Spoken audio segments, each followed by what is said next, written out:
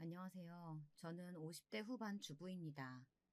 젊은 시절에는 일도 했었는데 아이들을 낳으면서 자연스럽게 전업주부로 살고 있어요. 물론 남편은 일을 계속하라고 했지만 아시는 분들은 아시겠지만 아이를 둘이나 키우면서 직장 생활을 하는 건 여간 힘든 일이 아니라서요. 저희 집은 딸이 둘이 있습니다. 큰아이는 시집가서 손자도 있고요. 둘째는 지금 외국에서 공부를 하고 있습니다. 나간 지는 3년 정도 됐는데 자꾸 거기 눌러 앉아 살고 싶어 해서 고민이네요. 지금도 이렇게 보고 싶은데 말이에요. 남편은 작은 사업체를 운영 중이에요. 막 엄청나게 돈을 많이 벌지는 않지만 딸아이 유학 보내주고 시집 갈 때 넉넉하게 보태줄 수 있을 정도는 되는, 그러니까 조금 부유한 중산층 정도 되겠네요. 상류층이라기엔 그 정도는 절대 아니고요. 그 덕에 저도 집에서 마음 편하게 아이를 볼 수 있었겠죠. 한 명만 벌어도 충분했으니까요. 저는 젊었을 때 선생님이었어요. 초등학교에서 아이들을 가르쳤는데 아직도 그때의 짬이 남아있는지 아이들을 잘 돌봅니다. 그래서 손자뿐 아니라 다른 집 아이들도 저를 좋아해요. 큰애가 손주를 안겨줬을 때 너무 좋았어요. 제가 나서서 키우겠다고 그래서 저희 집에도 자주 오고 그랬었는데 시간이 지나갈수록 집에 찾아오는 횟수가 점점 줄더라고요. 그게 참 섭섭했었습니다. 그때는요. 손주는 이제 4살이 됩니다. 말이 다른 아이들보다 좀 느린 게 영 걱정이었는데 큰딸 말로는 검사를 다 해봐도 별 문제는 없다고 그랬다더군요. 큰딸은 둘째 딸 못지않게 공부를 잘했어요. 근데 겁도 많고 걱정도 많은 성격이라 유학 가보고 싶으면 가봐도 된다는 제 권유도 거절했었습니다. 모르는 세상이 너무 무섭다고요. 둘째는 나가지 못해서 난리였는데 말이죠. 참 성격이 정반대인 자매예요. 키울 때도 그랬어요. 첫째는 뭐든 조용조용, 조심조심, 세심하고 섬세한 편이었고, 둘째는 뭘 해도 덤벙거리고, 다쳐서 들어오고, 목소리도 크고, 언니가 어디서 맞고 오면 동네를 다 뒤져서 자기 언니 때렸다는 아이를 찾아 몇 배로 때려주고 오는 그런 아이였어요. 큰딸은 대학을 졸업하고 나름 이름 있는 대기업에 취직을 했어요. 그리고 거기서 만난 직장 동료랑 2년 정도 연애를 하고 결혼을 했습니다.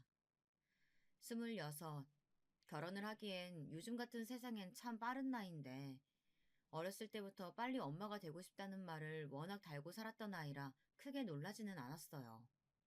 진짜 빨리 할 것 같았거든요. 그때 둘째가 23이었는데 언니 왜 이렇게 빨리 시집 가냐고 엉엉 울었던 기억이 있네요. 각설하고 사위는 그냥 평범한 사람이었어요. 딸이랑 같이 좋은 대학을 나와서 좋은 회사에 취직한 사돈댁이 지방에서 농사를 크게 하시는데 사돈 어르신은 보기에는 덩치도 크고 험악하게 생기셨는데 그래도 참 성격이 호탕하신 분이라 며느리인 저희 딸을 참 이뻐라 하십니다. 때마다 농작물 같은 걸 저희 집에도 보내주셨고요. 상견례 날 만난 사돈어른들 모습을 보고 사위도 괜찮은 사람이겠구나 했어요. 그만큼 어르신들이 참 좋아 보였거든요. 그렇게 제 딸은 일찍 결혼했고 바로 그 다음에 아이를 낳았어요. 친구들 중에서 제가 할머니가 제일 일찍 됐는데 친구들은 좀 놀렸지만 사실 저는 좋았습니다. 아이를 좋아하거든요. 그래서 매주 저희 집으로 아이를 데리고 왔어요. 둘이 데이트를 하는 날에도 아이를 맡기고 가면 봐주기도 하고 딸아이가 체력적으로 좀 힘들다고 하면 며칠씩 저희 집에 아이를 두고 가기도 했습니다. 사실 지들이 봐도 제가 아이를 잘 보니까 그런 거였겠죠. 저에게 맡기고 여행이라도 며칠 다녀오는 날엔 그렇게 행복할 수가 없었습니다. 남편이 오죽하면 애 보면서 이렇게 좋아하는 사람은 당신밖에 없을 거라는 이야기를 몇 번이고 했을 정도니까요. 저는 그만큼 손주가 좋았어요. 너무 예뻤고요. 근데 아이가 어느 정도 크고 사위가 회사 일이 바빠지면서 저희 집에 오는 날이 점점 줄어들기 시작했어요. 그래서 아이를 보려면 제가 먼저 보고 싶다고 연락을 하거나 연락을 해도 오지 않으면 제가 아이를 보러 간 적도 있습니다. 그렇다고 둘째에게 말했더니 둘째가 그러더라고요. 엄마, 그거 되게 눈치 없는 걸 수도 있어. 뭐가? 내가 왜 눈치가 없어? 형부가 싫어할 수도 있다는 말이야. 한 번도 생각해 본 적 없는데, 둘째의 말을 듣고 친구들에게 말해보니 친구들도 다들 저보고 눈치가 없다더군요. 시어머니가 그런 식으로 찾아오면 너 좋아? 하면서요. 생각해보니 저야 뭐 애 보고 싶다고 가는 거지만 사위 입장에서는 집에 어른이 있으면 불편하긴 할 것 같더라고요. 그래서 그 이야기를 들은 이후로는 찾아가지 않았습니다.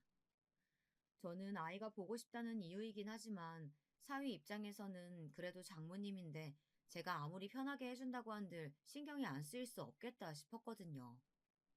아이가 보고 싶어도 정말 꾹 참았어요. 며칠에 한 번 딸아이가 해주는 영상통화로 보고 싶은 마음을 달래가며 견뎠습니다. 그러던 어느 날이었어요. 사위에게 전화가 왔습니다. 어머님, 이번 주 주말에 시간 있으세요?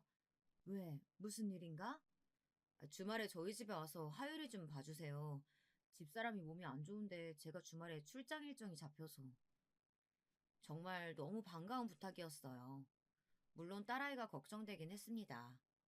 잔병치레가 많은 아이이긴 했지만 며칠씩 앓아 누울 정도로 몸이 안 좋았던 적은 없었거든요. 그래서 사위와 전화를 끊은 뒤 곧장 딸아이에게 전화를 했어요. 엄마. 딸아이 목소리가 좋지 않더라고요. 그래서 덜컥 걱정이 됐습니다. 너 많이 아파? 이서방이 너 아프다고 하율이 봐달라고 그러던데. 아니, 그 정도는 아닌데. 그 사람은 왜 그런 부탁을 했대? 엄마 힘들게. 엄마야 힘들 게 뭐가 있어. 엄마 하율이 보는 거 좋아하는 거 너도 알잖아. 근데 네가 아프다니까 마냥 반가워할 수만은 없네. 아니, 그 정도 아니야. 내가 볼 수 있는데 참. 엄마 안 와도 돼요. 아니, 가. 하율이도 하율이지만 너 목소리 들으니까 네 얼굴도 한번 봐야겠다.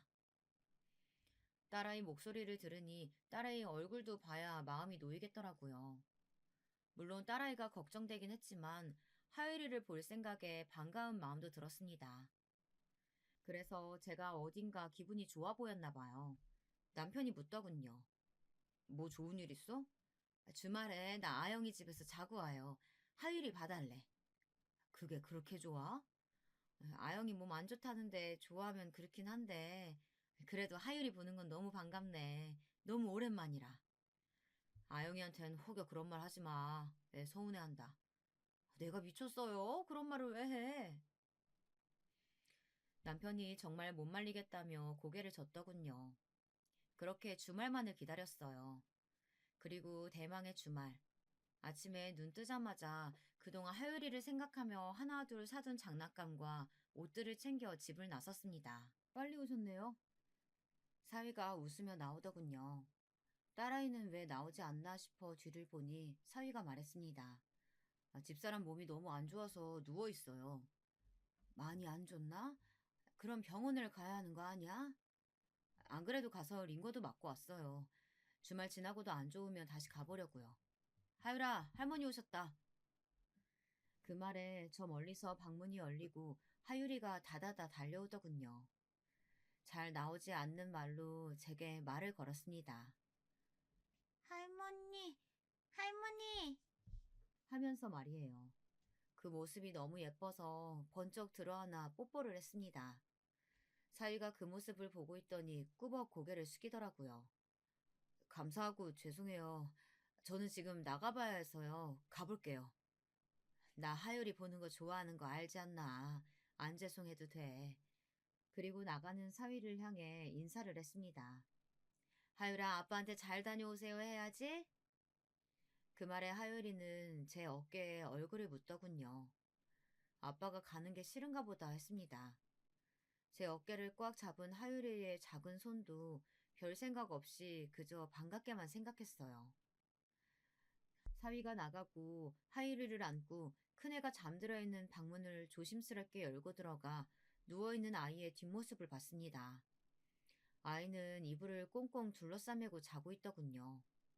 가서 어디가 아픈지 물어보고 싶었지만 괜히 아픈 아이 자는 거 깨우는 게 더 좋지 않을 것 같아서 그냥 푹 자게 뒀어요. 그렇게 잠든 아이의 뒤통수만 보고 나와서 하율이랑 놀았습니다. 오랜만에 봐서 낯을 가리면 어쩌나, 날 알아보지 못하면 어쩌나 싶었는데 다행히 그러지는 않더라고요. 한참을 저와 놀던 하율이가 지쳤는지 잠든 후 시간을 확인했더니 4시가 넘었더라고요. 시간이 이렇게나 많이 흘렀을 줄 몰랐는데 아직 방 안에 아무 기척도 없는 딸아이가 걱정이 많이 되었습니다. 얼마나 아프면 아침도 점심도 먹지 않고 저렇게 죽은 듯이 누워서 잠만 자나 싶어서요. 딸아이가 잠들어 있는 방으로 조심스럽게 가서 아이를 살짝 흔들었어요. 살짝 흔들었는데도 아이는 아픈지 신음소리를 내더라고요. 순간 더 자게 내버려 둬야 하나 싶었지만 하루 종일 아무것도 먹지 않으면 다음날 더 고생할 것 같아서 그냥 깨우기로 했습니다. 정말 많이 아픈지 얼굴도 목소리도 기력이 하나도 없어 보이더라고요.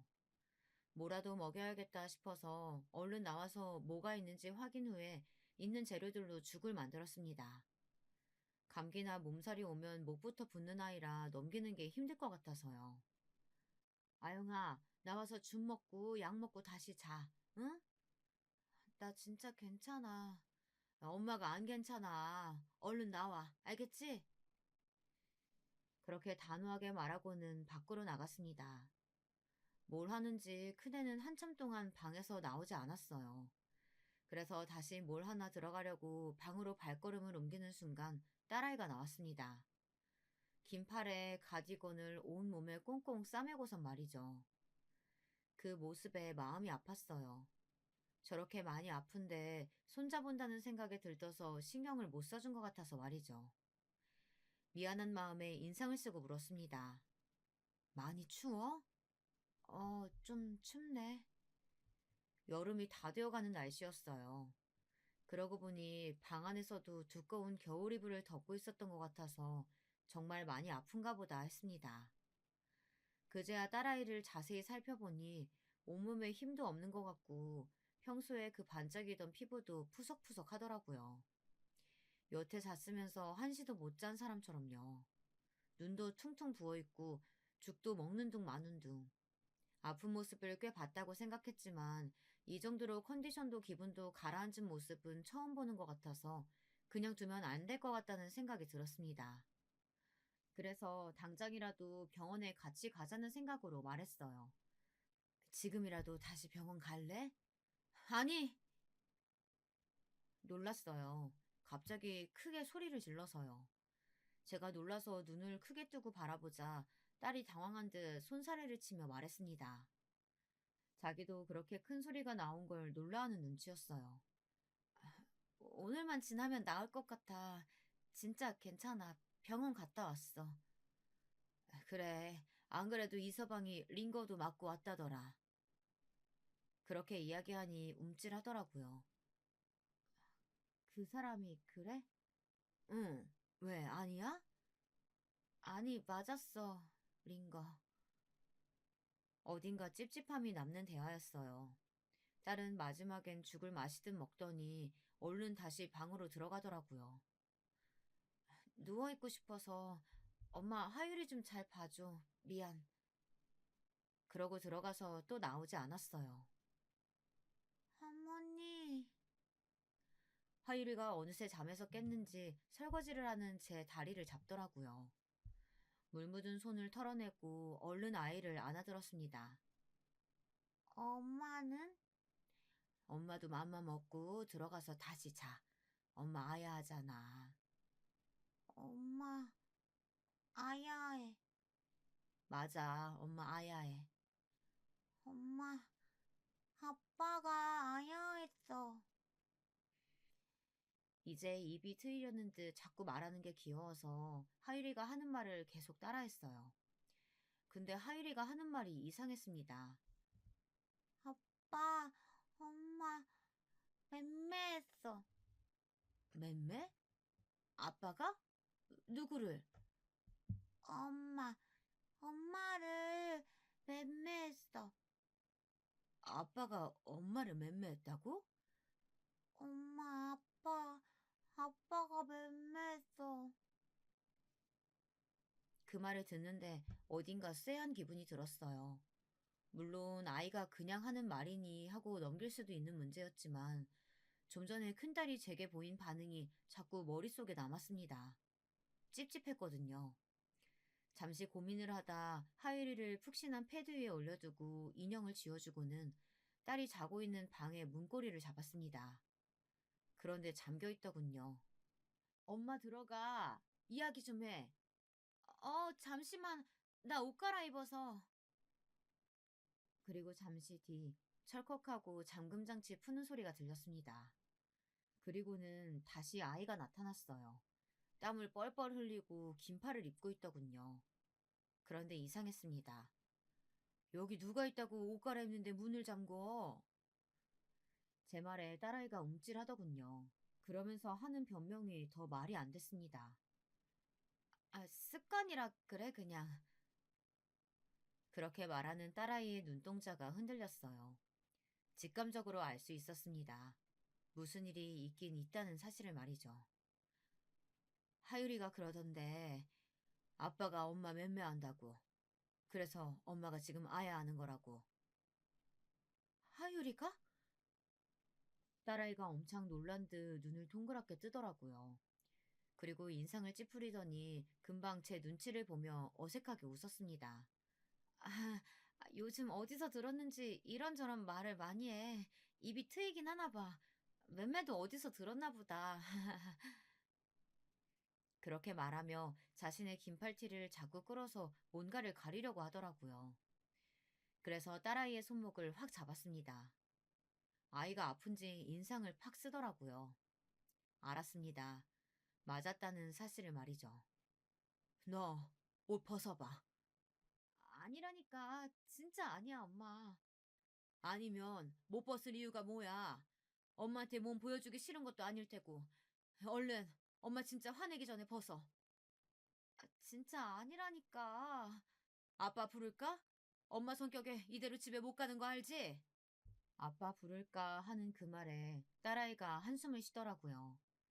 그리고 어쩔 수 없다는 듯 조심조심 옷을 벗었습니다. 저는 그 자리에 멈춰서 아무것도 할 수 없었어요. 정말 누가 제 머리를 망치로 한 대 치고 간 것 같았습니다. 어떤 말도 어떤 생각도 할 겨를도 없이 그 처참한 광경을 보고만 서 있었어요. 이내 손이 덜덜 떨려오고 눈물이 고였습니다. 딸아이의 몸은 성한 곳이 단 한 곳도 없었어요. 온몸에 피멍 같은 멍이 들어 있었습니다. 그것도 색이 다 달랐어요. 오래돼 보이는 멍도 있었고요. 정말 눈물이 후두둑 떨어졌어요.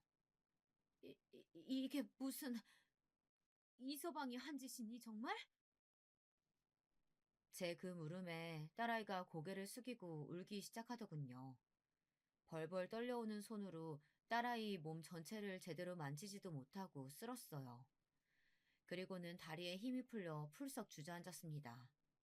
제 그 모습에 딸아이가 울면서 저에게 다가오더군요. 엄마, 너 이럴 때까지 왜 말 안 했어? 어? 왜? 하면서 버릇처럼 들었던 팔을 아이의 멍이 가득한 팔을 보고 내려놨습니다. 그리고 엉엉 울었어요. 얼마나 울었을까. 정신을 차리고 물었습니다. 분노를 억지로 정말 억지로 가라앉혔어요. 당장이라도 그 새끼를 죽이러 가고 싶었지만 말이에요. 거짓말하면 엄마 진짜 화낼 거니까 사실대로 말해. 언제부터야? 딸이 아무 말도 하지 않고 입술을 깨물더군요. 그래서 소리쳤습니다. 말 안 해? 하율이 낳고 나서 처음에는 이 정도는 아니었는데 점점 심해졌어요. 왜 말 안 했어? 어? 처음에는 손대고 나면 진짜 자기가 미쳤었다면서 싹싹 빌었거든. 나는 그걸 바보같이 믿었고. 그리고 요즘은 차마 말할 용기가 안 났어. 엄마가 얼마나 속상해할지 아니까. 그렇다고 이걸 참고 살아. 이 미련한 거사. 하면서 오열했습니다. 4년. 4년을 이렇게 지옥 같은 곳에서 악마 같은 새끼랑 살았다고 생각하니 온몸이 고통으로 찢어지는 것 같았어요. 그러다 번뜩 정신이 들었습니다. 나라도 정신을 똑바로 붙잡고 있어야 한다고 말이죠. 가방 제일 큰 거에 네 짐 다 넣어. 엄마는 하율이 챙길 테니까. 일단 아이를 저희 집으로 데려가야 했어요. 그래서 아이에게 짐을 챙기게 한 뒤 하율이 짐은 제가 챙겨서 인형을 들고 꾸벅꾸벅 졸고 있는 아이를 안아들고 저희 집으로 향했습니다. 아침에 하율이가 지 아빠를 본체만지 했던 것도 이해가 갔어요. 근데 하율이가 어떻게 알았지? 잘 때만 그랬는데. 큰딸이 그렇게 말하면서 울더라고요.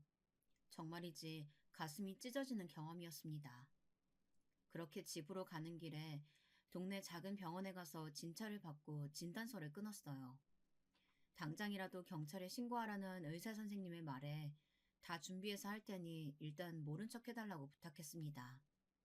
선생님은 최대한 상세하게 진단서를 써주셨어요. 사진도 엄청 찍었고요. 딸아이는 언젠가 필요할지도 모른다고 생각하며 그동안 모아둔 자료가 있다고 했습니다. 하지만 저에게는 보여줄 수 없다더군요. 일단 알겠다고 했어요. 딸아이는 당분간 아빠에겐 말하지 말자고 했지만 저는 안 된다고 했습니다. 아빠도 아셔야 한다고. 언젠가 아실 일인데 나중에 아시면 더 화내실 거라고요. 집으로 들어가 왜 애들을 데리고 왔는지, 큰 가방은 뭔지, 영문을 몰라 하는 남편에게 조용히 하라고 한 뒤 자는 하율이를 안방에 눕히고 나왔어요. 그리고 상황을 다 설명했습니다. 이 개자식, 어딨어? 당장 죽여버려야지. 일단 기다려요. 그리고 애깨요. 쉿. 남편은 제 말에도 분노가 가라앉지 않는 듯 앉았다 일어났다를 반복했어요. 어찌해야 할지 몰랐던 그 감정이 아까 저도 느꼈던 거라 공감이 됐습니다. 일단 남편을 설득하고 사위가 없는 2박 3일 동안 어떻게 하면 좋을지 완벽하게 계획을 세워야 했어요. 정말 제 모든 걸 걸고 그 자식의 인생을 부셔버리겠다고 다짐을 했습니다. 남편이 사업을 하면서 알게 된 변호사분에게 늦은 시간에 전화해 이쪽 방면으로 가장 일을 잘하신다는 분을 추천받았어요. 그리고는 신뢰를 무릅쓰고 부탁해 다음 날 바로 만났습니다. 큰딸은 저에게 보지 말라는 말을 10번도 넘게 하고서는 그동안 모아온 것들을 그 변호사에게 보여줬어요. 딸아이가 모아온 자료들을 보는 변호사의 표정이 급격하게 어두워져 갔습니다. 가정폭력 중에서도 강도가 센 편이고 자료도 많네요. 이건 녹취록인가요? 변호사가 박스 안에 있던 USB를 들어올리며 묻자 딸이 고개를 끄덕이더군요.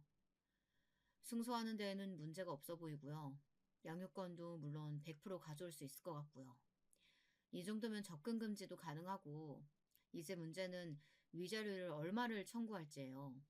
제가 며칠 자료를 좀 더 보고 판례를 뒤져본 다음에 금액 최대치로 뽑아볼게요. 그렇게 상담을 마치고 돌아오는 길에 아이가 울더라고요. 어딘가 후련해 보이는 듯 했습니다. 그런 아이의 어깨에 손을 살짝 올리고 같이 울었어요. 남편은 대충 상황 설명을 들었는지 집에서 기다리고 있다가 큰딸을 보자마자 안아줬습니다.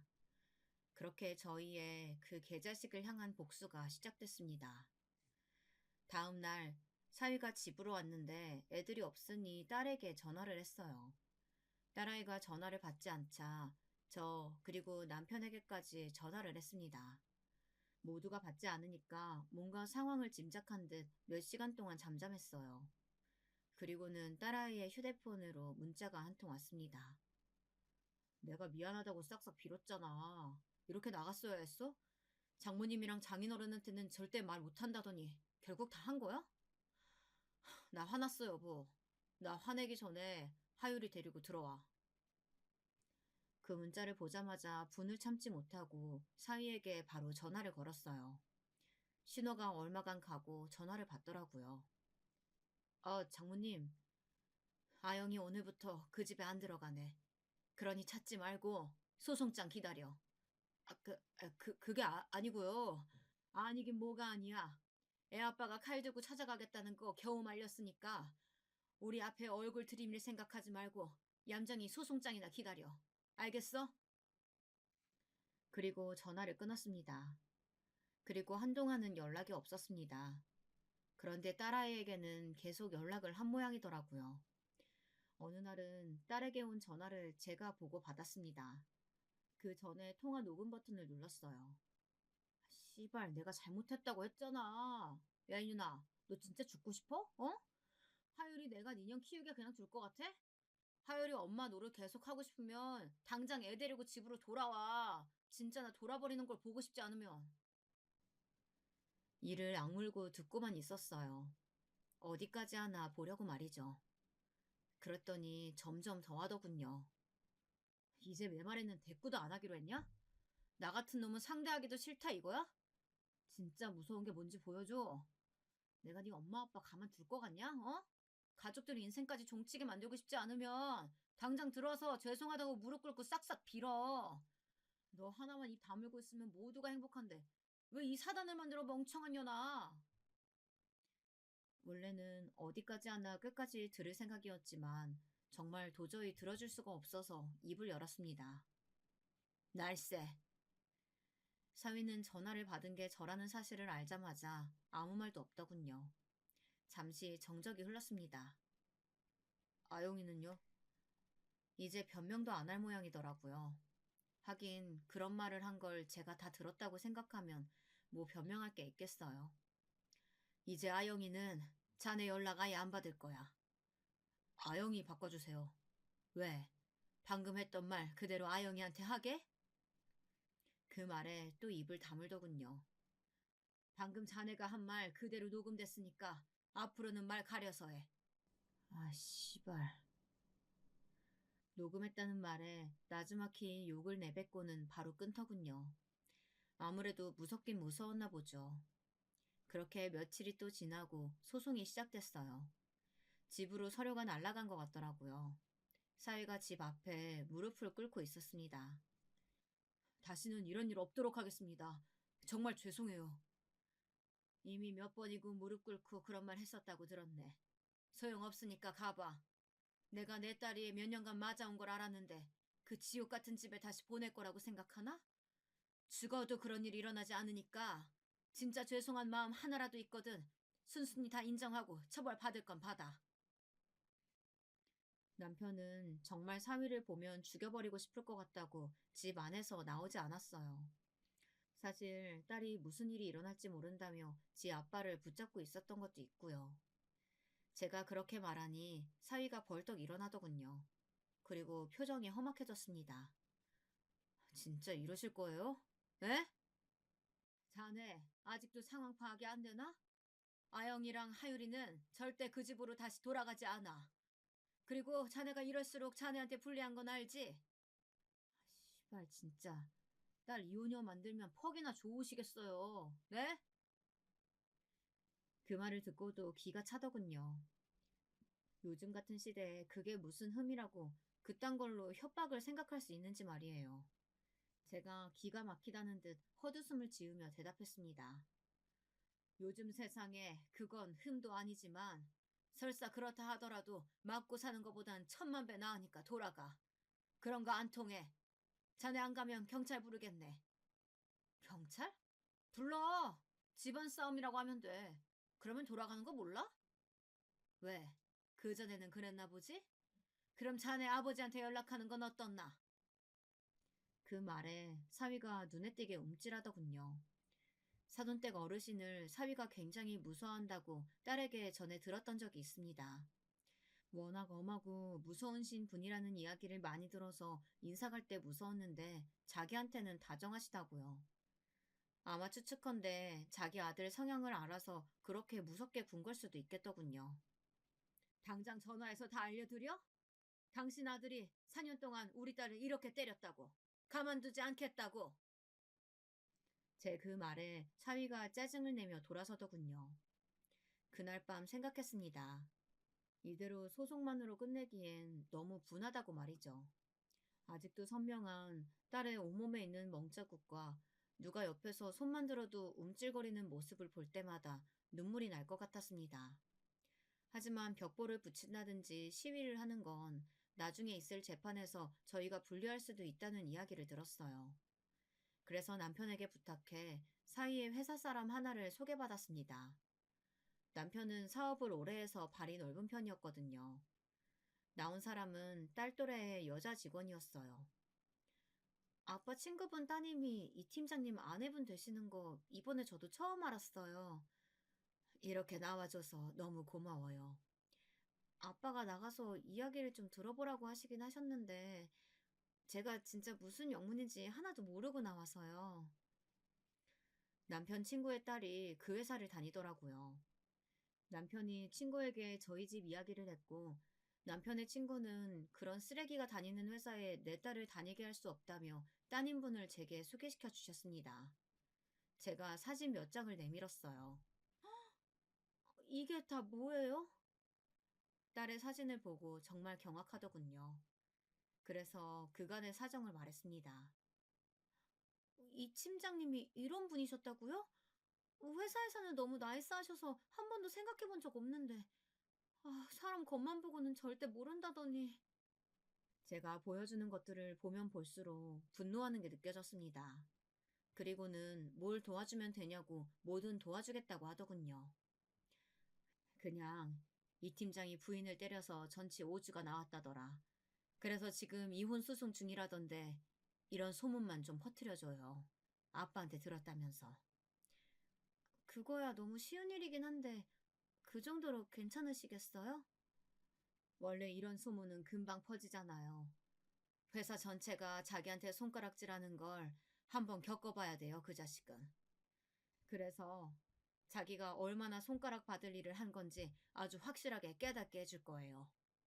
남편 친구 딸은 고개를 끄덕이며 공감해 줬습니다. 그리고 바로 다음 날부터 회사에서 동료들에게 이야기를 하고 다닌 모양이더라고요. 회사 전체에 정말 하루 이틀 만에 소문이 다 퍼졌다고 남편을 통해 전해 들었어요. 평소에 그런 이미지가 아닌 사람이라 그런지 회사 내에서도 다들 엄청 충격받아 한다고들 하더라고요. 그리고 얼마 뒤에 회사 내부에서 그 사실이 진짜인지 아닌지 남편을 불러다가 물어본 모양이더라고요. 아마 진짜라고 했겠죠. 거짓말을 했다가 나중에 진짜임이 밝혀지면 더 큰일이 나니까요. 사위는 휴직계를 내고 회사를 쉬게 됐다는 이야기를 들었습니다. 아마 말이 휴직계고 이렇게 자연스럽게 정리해고 되는 걸 거라는 이야기를 남편의 친구에게 전해 들었어요. 제가 소문을 낸 거라는 사실은 모르는 것 같더라고요. 네네, 그 일 관련해서는 조용했던 걸 보면 말이죠. 하지만 저는 여기서 끝날 생각이 없었습니다. 때마다 보내주시는 사돈네의 농작물을 받고 사돈네에게 전화를 했어요. 이제 그만 보내주셔도 된다고 말이죠. 그랬더니 사돈이 왜 그러냐고 물어서 애들 이혼 진행 중인 거 모르셨냐라고 대답했습니다. 아직 말하지 않은 것 같더라고요. 사위가 바로 득달같이 저를 찾아왔습니다. 아버지께 말하셨어요? 늘 보내시는 채소들을 올해도 보내셨길래 이제 안 보내주셔도 된다 했더니 왜 그러시냐 물어서 애들 이혼 절차 진행 중인 거 모르셨냐. 이렇게 말한 게 다네. 왜? 내가 구체적으로 말해드릴 걸 그랬나? 그냥 연락을 마시지. 왜 연락을 하셨어요? 어차피 알게 될 일 아닌가. 그리고 나는 자네 집에서 보낸 그 무엇도 이제 받고 싶지 않네. 자꾸 이런 일로 찾아오지 말게. 자네 얼굴 보는 것도 역겨우니까. 그러고는 자리에서 일어섰습니다. 사위가 뒤에서 욕하는 게 들리더라고요. 아마 심경이 복잡하겠죠. 회사도 잘려 필사적으로 숨기던 아버지까지 이제 이 사실을 알게 생겼으니 말입니다. 아니나 다를까 사돈댁에서 모든 사실을 다 알게 된 모양이더군요. 사돈댁에서 만나자는 연락이 왔습니다. 정말 죄송합니다. 면목이 없습니다. 어떻게 사죄의 말씀을 드려야 할지 모르겠네요. 사실 그 어떤 용서를 비신다고 하더라도 저희는 용서할 마음 없습니다. 그냥 아드님이 저희가 요구한 조건 그대로 받아들이고 진심으로 반성할 수 있게끔 따끔하게 알려주세요. 아이가 정말 많이 죄송하다고 무릎까지 꿇었다고 하던데 한 번만 용서해 주실 수는 없나요? 어떻게 알려졌는지 회사에도 소문이 다 났고 지금 이 상태에서 이혼까지 하면 정말 저희 아이는 미래가 없는데 이런 일 한 번 더 있으면 저희가 나서서 이혼시키겠습니다. 한 번만, 한 번만 용서해 주세요. 자기 딸이 저런 일을 당했더라도 저런 말을 할 수 있을까요? 서희는 보나마나 자기 유리한 대로 이야기를 했겠죠. 그 상황을 무마하려고요. 용서요? 사돈 어르신은 사돈 어르신 자식이 맞았대도 용서를 하실 수 있겠어요? 네? 물론 힘드신 건 압니다. 아는데 그래도 둘 사이에는 하율이도 있고 더 이상 들을 가치도 없는 말을 늘어놓는 것 같길래 그 앞에 사진을 한 장 던졌습니다. 이걸 보고도 그런 말씀 하실 수 있는지 궁금하네요. 딸의 맞은 몸이었어요. 이걸 들고 다니면서 증거로 제출하고 보여줘야 하는 제 마음이 상상이나 가실지 모르겠네요. 제 딸이 이렇게 맞았습니다. 그 지옥 같은 집에 그 악마 같은 새끼랑 다시 살게 할 마음 단 하나도 없어요. 그러니까 그런 말도 안 되는 소리 하실 거면 돌아가세요. 그리고 다시는 찾아오지 마시고요. 아, 참고로 말씀드리면 이건 빙산의 일각에 불과합니다. 4년 동안 제 딸이 맞은 이런 사진 자료들만 박스 한가득에 저한테 딸한테 돌아가면서 욕하고 협박하던 통화 음성 파일들도 다 있어요. 딸의 시어머니 되는 사람은 그 사진을 보자마자 아무 말도 하지 못하고 입을 틀어막더군요. 그리고 시아버지 되는 분은 굉장히 화가 나 보였습니다. 물론 저 말고 자신의 아들에게 말입니다. 아니, 어떻게 이런... 보셨으면 아시겠죠? 다시 살라는 그런 끔찍한 소리는 입 밖에도 내지 마세요. 두 사람은 돌아갔습니다. 그리고 나중에 듣기로는 그날 자신의 아버지에게 정말 죽지 않을 만큼 맞았다고 하네요. 판사가 합의를 권하는 자리에 나왔을 때 아직 얼굴에 지워지지 않은 멍을 보니 맞는 것 같더라고요. 회사고 동네고 그리고 자신의 고향까지 소문이 다 난 모양이었습니다. 부인을 때려서 이혼을 당했다는 사실이 말이죠. 회사도 잘리고 재산도 상당 부분 저희에게 위자료를 지급했어요. 당연히 양육권도 저희가 가져왔고요. 딸은 하율이가 어느 정도 클 때까지 저희 집에서 같이 살기로 했습니다. 미국으로 간 것 같더라고요. 한국에서는 당연히 살기가 힘들었겠죠. 그래서 둘째에게 연락을 했어요. 저는 그 자식이 편안하게 사는 꼴을 절대 그냥 두고 볼 생각이 없었거든요. 뭐? 그 자식이 미국에 갔다고? 지 언니가 그런 일을 당할 때 옆에 있어주지 못해 미안하다고 전화해서 밤새 울던 둘째였어요. 지 언니가 누군가에게 맞으면 어느 동네라도 찾아가서 몇 배로 때려주고 했던 아이라 가만 있지 않을 거라고 생각했습니다. 아니나 다를까 교포사회에서도 금방 소문이 다 난 것 같더라고요. 멍청하게 가도 지 처제가 몇 년째 살고 있는 미국, 그것도 LA로 갈 게 뭐랍니까? 진짜 언제까지 괴롭히실 거예요? 그래서 제가 대답했습니다. 내 분이 다 풀릴 때까지. 원하는 대로 다 들여드렸잖아요. 제발 그만하세요. 곧 미국에서도 들어왔다는 소식을 들었습니다. 한국 교민사회가 상당히 보수적인 집단이라 그런 소문이 한 번 나면 되돌릴 수 없다고 둘째가 그러더군요. 미국에서도 발붙이고 살 수 없을 거라고요. 저희 딸은 그간 상담을 열심히 받고 치료를 받으면서 많이 괜찮아졌어요. 이제 일도 새로 시작했고 그 전만큼 많이 웃습니다. 그리고 딸에게 호감을 보이는 청년도 생긴 것 같더라고요. 물론 아직 딸에는 누군가를 만날 마음이 없는 것 같긴 하지만요. 그냥 서서히 일상으로 돌아가는 게 기뻤습니다. 그 전의 모습들을 되찾는 것 같아서 말이에요. 하지만 그 자식과의 악연은 거기서 끝나지 않았어요. 딸에 대한 집착이 시작된 것이었습니다. 당신이 우편함의 우편물 뜯어봤어요? 나? 아니, 왜? 우편물이 막 뜯겨져 있어서. 처음에는 애들 장난인 줄 알았어요. 하지만 그게 몇 번 반복되니 영 찜찜했습니다. 그리고 어느 날은 집으로 보낸 사람이 없는 선물들이 오기도 했어요. 꽃다발이다, 과일이다 하는 것들 말이죠. 그 또한 처음에는 별 생각 없이 딸을 좋아하는 그 청년이 보낸 건가 했습니다. 그 사람이 자기 아니라던데? 어? 그때부터 무서워지기 시작했어요. 그리고 딸이 새벽마다 모르는 번호로 전화가 온다고 하더라고요. 그리고 누군가가 자기를 지켜보는 기분이 든다고. 근데 저도 최근에 그런 기분을 몇 번 느낀 적이 있었거든요. 그래서 너무 불안해진 마음에 집 앞에 조그만 CCTV를 따로 설치했습니다. 그리고 며칠 뒤 그걸 확인하고 정말 나자빠질 수밖에 없었어요. 그 자식이었습니다. 저희 집 현관에 귀를 대고 아내 소리를 듣는 듯한 모습이 고스란히 찍혀 있었어요. 텀을 보니 2, 3일에 한 번씩은 찾아와서 그렇게 저희 집 동태를 살피고 가는 것 같더라고요. 요 1, 2년간 전혀 그런 일이 없었기 때문에 뭐하고 사는지 몰랐는데 그러고 있더라고요. 좀 알아보니 지방에 아버지 농사일 도우러 내려갔다가 최근에 다시 올라온 모양이었습니다. 그리고는 곧장 스토킹을 시작한 것 같았어요. 요즘 뉴스에 왜 안전 이별을 못해서 맞거나 혹은 그보다 더한 일을 당한 여성들에 대한 이야기가 많이 나오잖아요. 그래서 그런지 정말 무서웠습니다. 경찰에 신고하니 이 정도로는 딱히 별다른 조치를 취할 수 없다고 하더군요. 그냥 딸아이에게 조심하라는 말을 했어요. 그래도 불안했습니다. 그러던 어느 날 마트를 다녀오는 길에 어딘가에서 비명소리가 났어요. 뭔가 제 딸의 목소리 같아서 얼른 달려갔더니 아니나 다를까 그 개자식이 딸의 손목을 잡고 있더군요. 내가 이렇게까지 비는데 이럴 거야? 진짜 다신 안 그런다고. 이제는 용서해줄 때도 됐잖아.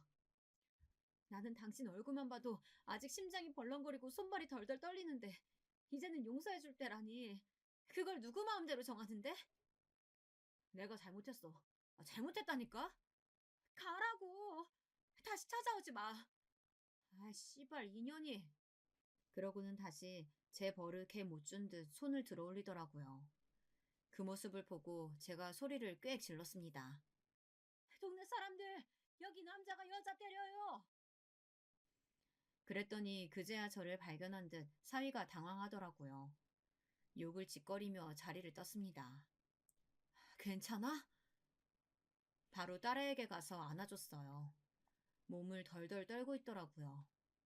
많이 괜찮아졌다고 생각했는데 한 번 있었던 일에 대한 트라우마는 어쩔 수 없나 보더라고요. 눈물이 나왔습니다.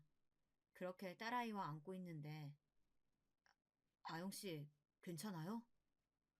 어떤 남자의 목소리가 들려왔어요. 고개를 들고 보니 전에 언뜻 본 적이 있던 청년이었습니다. 아영이를 좋아한다는 그 청년 말이죠. 괜찮다고 말해주고 둘이서 어디론가 가서 잠시 이야기를 나누더니 아영이만 돌아오더군요. 이야기를 들어보니 너무 무서워서 급하게 문자를 했답니다. 그래도 저나 남편보다는 해결이 빠를 것 같다고 생각했대요. 경찰이거든, 그 사람. 알고 봤더니 아영이 일을 조사하던 경찰이더라고요. 경찰서에는 몇 번 간 적이 없어서 저는 얼굴을 기억하지 못했는데 그러고 보니 낯이 좀 익는 것 같더라고요. 그 이후로 그 청년은 아영이 옆을 무슨 기사마냥 지키기 시작했어요. 경찰이라는 그 직업에 더 든든하다고 느꼈던 것도 있었던 것 같습니다. 그렇게 두 사람이 붙어 다니다 보니 아마 사위도 그 모습을 봤던 거겠죠. 그날 이후로 딸의 바뀐 번호를 어떻게 알아냈는지 자꾸 문자가 온다고 했습니다. 당신 연애해? 나를 두고 어떻게 그럴 수 있어? 그 새끼는 네가 이혼녀의 애엄마인 거 알아? 정말 징글징글했습니다. 동시에 무섭기도 했어요. 어느 날은 저희 집 앞에서 기다리고 있다가 저랑 마주쳤어요. 어머님이 용서해주세요. 그럼 아영이도 저 용서해줄 거예요. 애초에 내가 용서해줄 생각도 없지만 그렇다고 해도 아영이가 자네에게 돌아갈 일은 없을 거야. 왜요? 만나는 새끼 있어서요? 그 새끼는 다 안 돼요? 이혼녀의 애엄마인 거? 모르죠? 모르니까 만나는 거겠지. 왜 몰라? 자네가 아영이 그렇게 했을 때 사건 조사하던 경찰이었는데. 뭐라고요? 제 말에 적잖이 놀란 것 같더라고요. 왜 아니겠어요. 그건 저희도 놀랐는데요. 거짓말이죠? 내가 그런 거짓말을 왜 하나? 그리고 자네 아버지는 자네 올라와서 또 이러고 다니는 거 아시나? 어? 그 말에 또 인상을 팍 쓰더니 그대로 돌아가더군요. 그리고 한동안은 잠잠한 듯 했습니다. 그러다 사건이 터졌어요. 또 몰래 저희 집 앞에서 아영이를 기다리다가 아영이가 혼자 있는 줄 알고 아영이에게 말을 걸었던 겁니다. 근데 뒤에서 그 청년이 오고 있었던 거예요. 시비가 붙었고 사위가 먼저 그 청년을 한 대 때리자 그 청년이 바로 제압을 했다더군요. 덩치도 힘도 딱 봐도 사위보다 더 크고 좋아 보이는 청년이긴 했거든요. 사위는 그대로 경찰서로 연행되어 갔습니다. 그리고 현행범으로 체포되었어요. 또다시 시골에서 전 시댁 식구들이 다시 올라왔습니다. 이 미친 새끼가 다시는 안 그러겠다 그래서 올려보내줬더니 또 쓰레기 같은 짓을 해? 너 죽고 싶어 진짜? 어? 하면서 자신의 아들 뺨을 세게 올려치더군요. 전 사위가 휘청했습니다. 죄송합니다. 그 와중에 딸의 전 시어머니는 저희에게 와서 또 용서를 구하기 시작했습니다. 정말 면목 없습니다. 정말 미안하다 얘야. 우리가 애를 다 잘못 키운 죄다. 저는 딱히 할 말도 용서하고 싶은 생각도 없어서 대꾸도 하지 않았습니다. 보나마나 이번에도 합의해달라는 말을 할 게 뻔했고요. 아니나 다를까 나중에는 제발 합의를 좀 해달라고 하더군요. 딸의 전 시아버지는 절대 합의해주지 말라고 저희에게 봐주지 말라 신신당부하시는 바람에 그 집 부부도 싸움이 좀 있었습니다. 그래도 합의는 해야 될 거 아니에요. 아들 전과자 만들 순 없잖아요. 갱생이 안 되는 새끼 자꾸 이런 식으로 봐주니까 더 정신 못 차리는 거 아니야? 없는 자식 치면 되지. 정말 난장판이었습니다. 그 와중에 전 사위는 딸이랑 만나는 그 청년을 향한 계속 적대감을 내비치는 바람에 조사도 제대로 진행이 되지 않았고요. 통상적으론 그 정도 일로 유치장에 구금되진 않는다고 들었지만 이미 딸애를 폭행해서 그 문제로 처벌받은 적이 있는지라 유치장에 구금이 됐어요. 그리고 저희가 합의를 해주든 말든 경찰로 넘겨질 거라고 하더군요. 경찰을 때린 것도 큰 이유인 것 같았습니다. 그렇게 집행유예이긴 해도 형을 받았다는 연락을 얼마 뒤에 듣게 되었어요. 그리고 아직까지는 제 딸 앞에 나타나지 않고 있어요. 아마 그 청년이 무서워서도 이유가 크겠죠.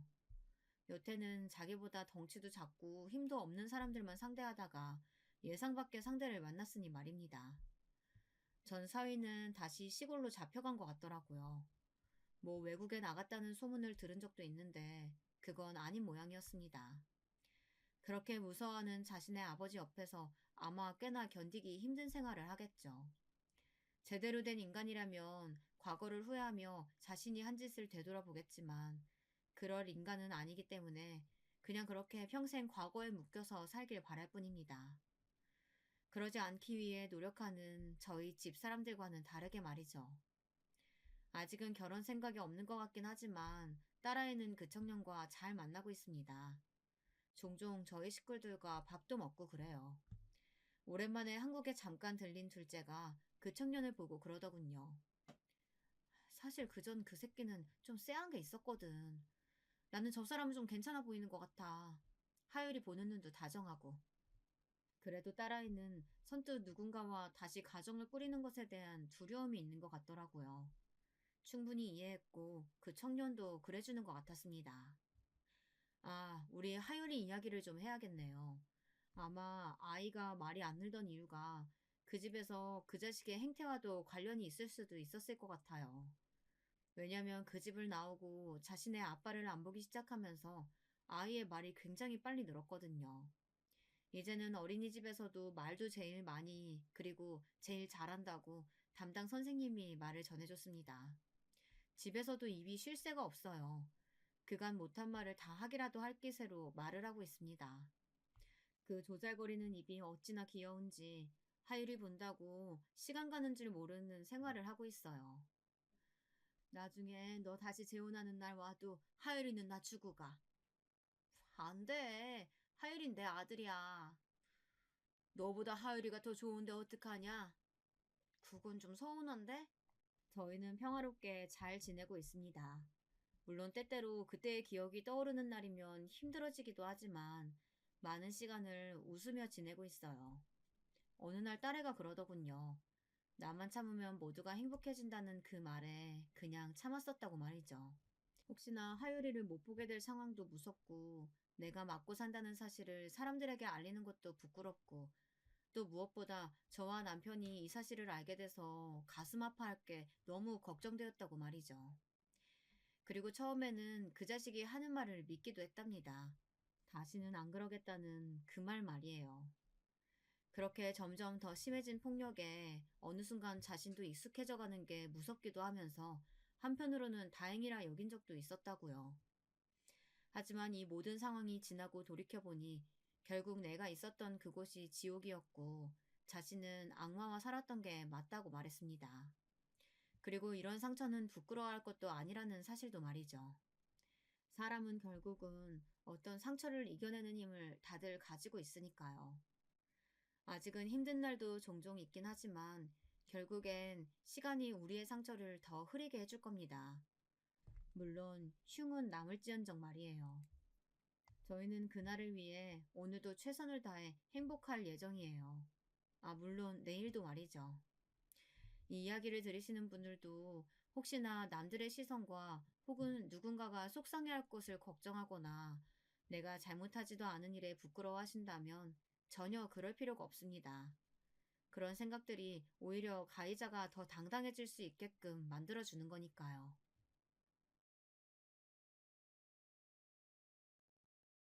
안녕하세요. 저는 얼마 전 파혼을 한 경험이 있는 이제 막 30살이 좀 넘은 여성입니다.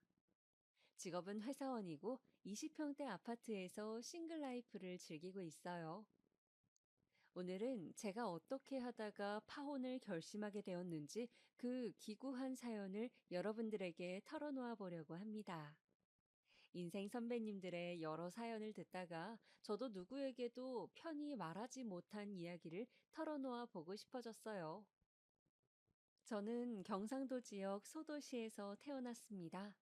공무원이시던 아버지 슬하에서 빠듯하지만 엄격하게 교육받으며 자랐고 장녀인 제 밑으로는 동생이 2명 있습니다. 저는 학원을 많이 다닐 수는 없는 형편임에도 어릴 적부터 아버지가 가지고 계시던 책을 어깨 너머로 많이 읽기도 하고 도서관을 다니기도 해서 성적이 제법 좋았습니다. 다 어릴 적에 책을 많이 읽은 덕분인 것 같아요. 그래서 소위 제가 고등학생 때 말하는 인서울대학에부터 서울로 상경하게 되었습니다. 제 나이 20살, 인생에서 가장 꽃다운 나이였죠. 부모님은 다 큰 딸을 타지에 보내는 게 마음에는 걸리셨지만 그래도 서울에 좋은 대학을 간다는데 보내줘야지 하시며 학교에서 걸어서 5분 거리에 있는 원룸을 전세로 얻어주셨습니다. 그렇게 시작한 대학 생활은 재미있었어요. 사실은 제가 사투리를 쓰다 보니 애들이 나를 무시하면 어쩌나 겁도 나고 긴장도 됐었는데 신입생 OT 가기 전날 얼마나 걱정을 했는지 모르겠어요. 과연 내가 깍쟁이라는 서울 애들과 잘 지낼 수 있을까? 그런 걱정이 머릿속을 계속 맴돌았습니다. 드디어 OT 날 아침이 밝았어요. 저는 청자켓을 입고 선배들이 세우는 줄에 따라 2명씩 짝을 지어 고속버스를 탔습니다. 버스를 타고 가는 길에 제 옆에서 조용히 음악을 듣고 있던 여학생에게 인사를 했습니다. 그랬더니 그 애가 쑥스러워하며 자신은 부산에서 와서 사투리를 쓴다며 이해해달라고 웃는 것이 아니겠어요? 그래서 저는 너무 반가워 그 친구의 손을 잡고 흔들며 나도 경상도에서 왔다고 반갑다고 우리 말 편하게 하자며 신나서 수다를 떨었어요. 서울에서 처음 사귄 친구가 비슷한 지역 사람이라 한결 힘이 나고 든든했습니다. 그렇게 저는 대학에서 절친이 생기고 그 친구와 서울 생활을 재밌게 보냈습니다. 뉴스에서만 보던 서울의 경복궁이나 창경궁 같은 궁도 산책하고 벤치에서 도시락을 까먹기도 하고 명동이다, 신촌이다, 가보고 싶었던 지역을 하루씩 날을 정해 가보며 구경을 실컷 하기도 했어요. 연희라는 이름을 가진 이 친구는 피부가 무척 희고 긴 머리가 찰랑거리는 여성스러운 외모의 친구였는데, 그래서인지 남자에게 인기가 많았습니다. 자연스럽게 이 친구와 어울리다 보니 저도 남자친구들과 어울리게 되었는데, 여중 여고만 나왔던 터라 처음에는 남자들과 이야기를 하는 것이 어색하고 영 맞지 않는 것 같았지만, 그냥 사람으로 생각하고 편하게 말하면 된다는 연희의 이야기를 듣고 나니 마음이 편해지는 것 같았습니다. 그러다 저는 연희와 단체 소개팅을 하게 되었어요. 말이 소개팅이지 여행 같은 형식으로 여러 명이 1박 2일 펜션에 모여 지내면서 함께 고기를 구워 먹고 수영도 하고 즐겁게 이야기를 나누며 나에게 맞는 사람을 찾아도 되고 그냥 놀아도 되는 자리였어요. 그동안은 소개팅이다 하면 나가서 파스타나 피자를 먹으며 잘 차려입고 상대방을 만나는 그런 만남들을 주로 가져왔었기 때문에 연희와 저는 그런 자리가 굉장히 신선하고 재미있게 다가왔습니다. 그런데 펜션에 온 남자들 중에 처음부터 유독 제 눈에 들어온 사람이 있었어요. 그 사람은 평균 정도의 키에 깔끔한 카키색 니트에 베이지색 면바지를 입고 하얀 운동화를 신고 있었는데, 제가 사고 싶었던 브랜드 한정판 운동화였습니다. 디자인이 조금 난해하다는 평을 받는 그 신발을 실물로 보는 건 저도 처음이었어요. 저는 저 운동화가 진짜인지, 저 사람이 어떻게 저걸 샀는지, 그리고 어떻게 저 디자인이 저렇게 잘 어울리는지 등의 여러 생각이 그를 본 순간 동시다발적으로 떠오르면서 그에게 말을 걸어보고 싶었습니다. 그러나 워낙 내성적이고 숫기 없는 성격인지라 어떻게 말을 걸어야 할지 고민이 되더군요. 그래서 저는 연희에게 도움을 청했습니다. 연희는 저에게 걱정 말라고 큰 소리를 땅땅 치더니 곧 저녁이 되어 바베큐 시간이 되자 자연스럽게 고기 굽는 쪽으로 저를 데리고 가더군요. 그 남자는 땀을 뻘뻘 흘리면서 고기를 굽고 있었어요. 저와 연희는 그 근처에 있으면서 이야기를 하기도 하고 고기를 주워 먹기도 하고 그에게 그릇에 먹을 것을 덜어주기도 하면서 대화를 시도해 보았습니다.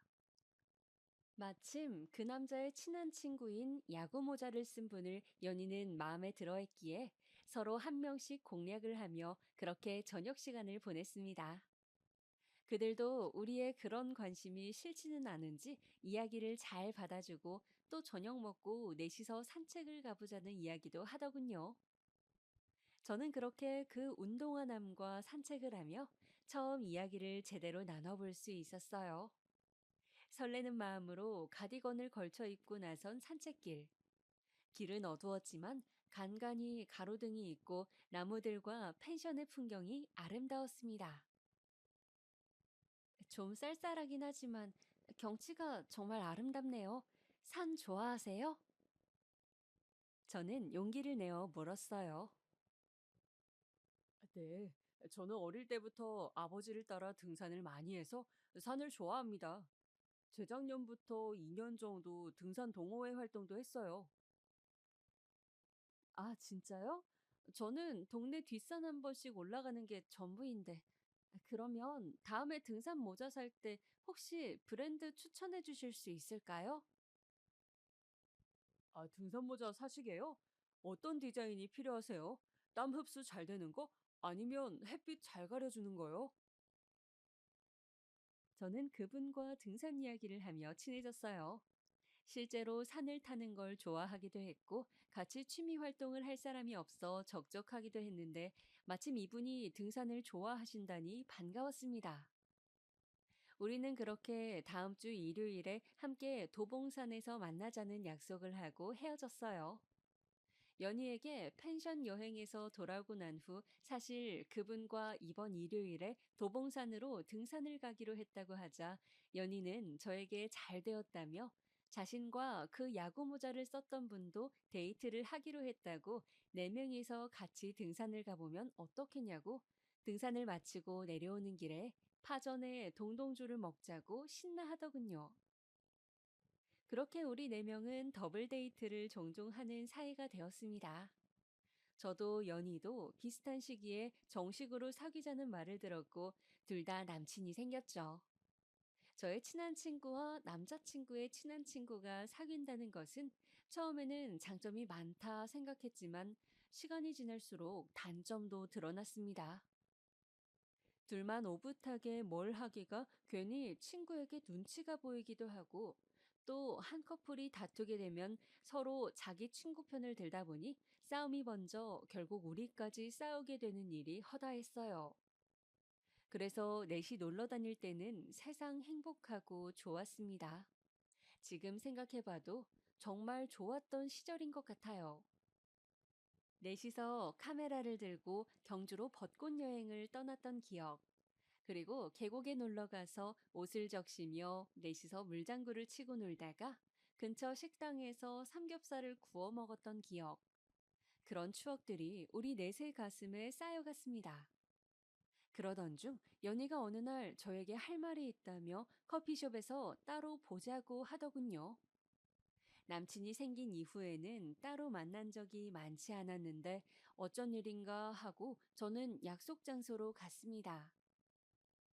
연희는 그 좋아하는 아이스 바닐라 라떼를 앞에 놓고도 한 모금도 마시지 않고 계속 우물쭈물 대는 것이었어요. 왜, 무슨 할 말 있어? 오늘 바닐라 라떼 안 먹고 싶어? 너 맨날 그거 시켜서 내가 미리 시켜놓은 건데 오늘 이상하네. 왜 그래? 그게 아니라 나 당분간 커피는 못 마실 것 같아. 어? 왜? 위험이래. 또? 아니, 나 임신 5주래. 뭐라고? 그랬습니다. 연희는 남친의 아기를 가진 거였어요. 연희는 남친과도 상의했다며 곧 결혼 준비를 하고 한 몇 개월 내에 최대한 빨리 결혼을 할 생각이라고 하더군요. 저는 너무 급전개에 어안이 벙벙했지만 진심으로 연희를 축하했습니다. 그렇게 연희는 결혼 준비를 하고 배가 살짝 부른 상태로 결혼을 했어요. 저는 친구의 행복을 진심으로 빌었습니다. 이상하게도 결혼식 당일에 배를 살짝 가리는 스타일의 드레스를 입고 환하게 웃는 연희를 보는데 제가 눈물이 났습니다. 대학 가서 처음 사귄 제 친구이기에 누구보다 행복하기를 빌고 또 빌었던 것 같아요. 그렇게 연희는 다니던 대학도 졸업을 하지 못하고 아기 엄마가 되었습니다. 저에게 연희는 일단 아이가 좀 크고 나면 1년 남은 대학 과정을 마치고 취직할 거라며 걱정 말라고 했어요. 자신은 무슨 일이 있어도 학업을 포기할 생각이 없다고요. 그렇게 저는 연희와 함께 하던 대학 생활을 이제는 다른 친구들과 함께 하면서 아기를 보러 한 번씩 연희네 집에 들르기도 하고 남친과 연희 남편과 다 같이 술자리를 가끔 가지기도 하면서 남은 대학 생활을 이어갔습니다. 연희가 아기를 낳고 키우는 과정은 정말 힘들어 보였어요. 아기는 30분에 한 번씩 분유나 모유를 먹어야 했고 연희는 잠을 못 자고 힘들어했죠. 저는 일주일에 하루 정도 연희네 집에 가서 낮잠이라도 자라고 하면서 아기를 돌봐주었습니다. 그런데 그렇게 제가 아기를 봐주고 있던 어느 수요일 오후였어요. 연희는 지쳐서 자고 있고 저는 아기를 안고 분유를 주고 있었는데 띠리릭 하면서 현관문 비밀번호 누르는 소리가 들렸습니다. 누구세요? 아니, 그러는 아가씨는 누구예요?